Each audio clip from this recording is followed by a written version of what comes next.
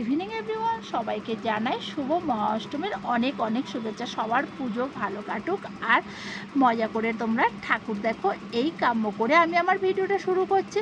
আজ চলে এসেছি অষ্টমী স্পেশাল লাঞ্চ থালিতে। আমাদের বাড়িতে আজকে কী ছিল সেটাই তোমাদের সঙ্গে শেয়ার করব।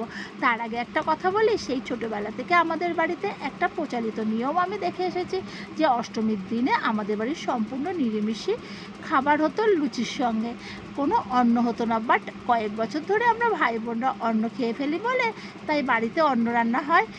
আমার ভাইয়ের বউ আর মা কিন্তু এখনও প্রচলিত নিয়মের মধ্যে বাঁধা পড়ে আছে। ওরা লুচি আর সম্পূর্ণ নিরামিষি ভোজন করে অষ্টমীর দিনে। চলো থালিতে কী ছিল সেটাই তোমাদের সঙ্গে শেয়ার করে ফেলি।